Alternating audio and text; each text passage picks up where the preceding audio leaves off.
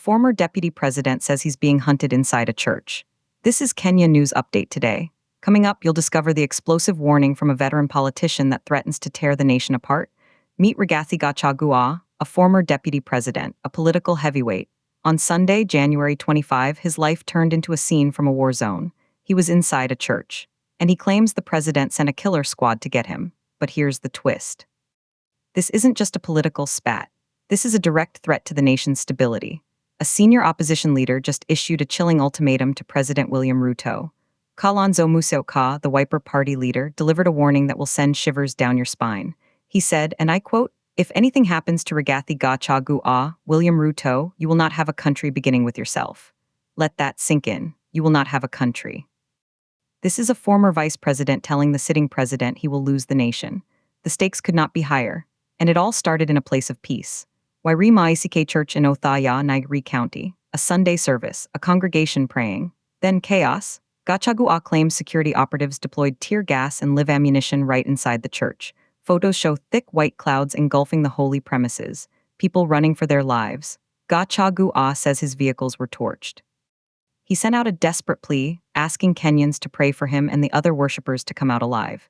He said they were marooned, attacked. This is the inciting incident, but here's what nobody's talking about. Why would security forces storm a church? What led to this extreme confrontation?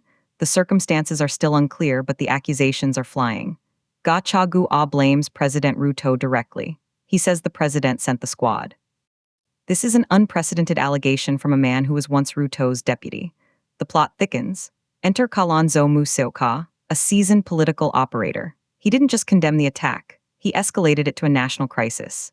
He blamed Ruto for any potential harm to Gachagua, and then he dropped a bombshell. He accused the current administration of destroying the democratic ideals Kenya has built, brick by brick, over the years.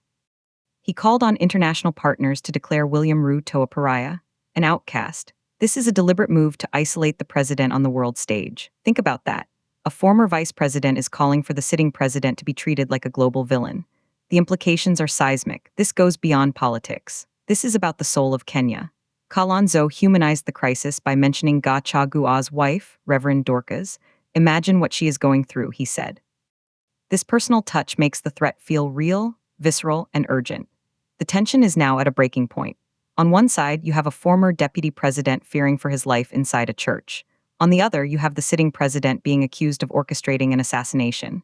And in the middle, a veteran politician warning of the country's collapse. Some say this is a legitimate security operation gone wrong. Others say it's a politically motivated attack to silence a critic. But here's the part that will blow your mind. If Kalonzo's warning is real, we're not just talking about one man's safety. We are talking about the stability of the entire nation.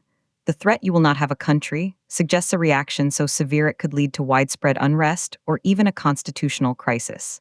This isn't just about Nairi County. This is about every single Kenyan. The democratic foundation we've all struggled to build is being tested right now. Brick by brick, as Kalonzo said, and the world is watching. The call to make Ruto a pariah is an attempt to bring in external pressure to make this Kenya's problem the world's problem. So what happens next? Does the government explain the church incident? Does Gachagua get the security he demands? Or does Kalonzo's dire predictions start to unfold? The unanswered question hanging in the air, thick as tear gas, was this a lawful operation or a political hit? And whose version of Kenya will survive? Do you think this is a legitimate security concern or a dangerous political escalation? Drop your take in the comments. Subscribe to Kenya News Update today for more breaking news that defines our nation.